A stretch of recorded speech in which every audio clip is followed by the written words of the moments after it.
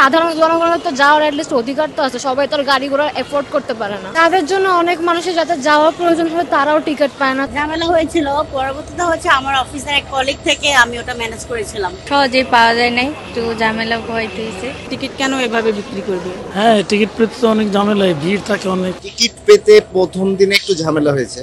Ticket ছাড়ার সাথে সাথেই সব টিকিট সার্ভার থেকে ডাউন হয়ে যাচ্ছিল। আমার ওয়াইফের রিয়া দিয়ে পেয়েছি আর কি। রাজশাহী যাচ্ছি, রাজশাহী আমাদের পরিবার থেকে, ভালো লাগছে। এখন দেখি ট্রেনটা সময় মতো আসে কিনা। আমার বাবা মা সবাই রাজশাহীতে থাকে, আমি এখানে পরিবার নিয়ে ঢাকায় থাকি।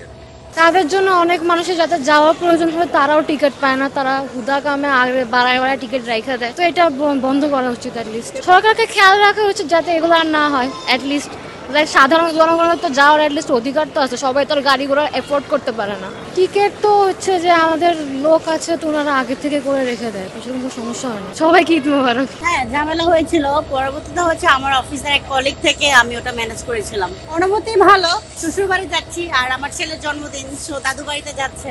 পুরো কেনা হয়ে গেছে আলহামদুলিল্লাহ। ফ্যামিলি সব একসাথে থাকবো, শ্বশুর বাড়িতে যাচ্ছি, ননদরা আসবে, কত মজা হবে। টিকিট তো ধরেন সবাই জার্নি করতে যে মানে সবাই চাচ্ছে, তো সহজেই পাওয়া যায় নাই, একটু ঝামেলা হইতেছে।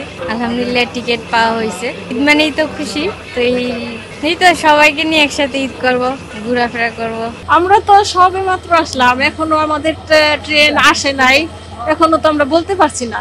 পরিবারের সাথে ঈদ করব, 1 বছর পরে যাচ্ছি, নিশ্চয়ই ভালো লাগছে। সবার সঙ্গে 1 বছর পর দেখা হবে। না, ওই টিকিটে না, আমরা আবার টিকিট মানে আমার হাজব্যান্ডের রিলেটিভ একজন, ওনার হচ্ছে বাচ্চা অসুস্থ, উনি 3টা টিকিট কাটছিল, ওই টিকিটে আমরা আবার যাচ্ছি।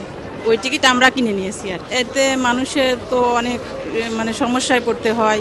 আর টিকিট কেন এভাবে বিক্রি করবে? পরিবারের সবাইকে নিয়ে ঈদ করব, এটাই তো সবচেয়ে বড় কথা।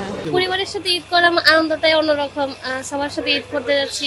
না, টিকিট পেয়েছি, অনলাইনে টিকিট পেয়েছি, বাসায় বসে টিকিট কাটতে পেরেছি। ট্রেনে এখনো কোনো ভিড় আমি লক্ষ্য করছি না। রাস্তায় কিছু ভিড় ছিল, রাস্তায় গরুর হাট বসছে, সেই জন্য একটু ভিড় ছিল।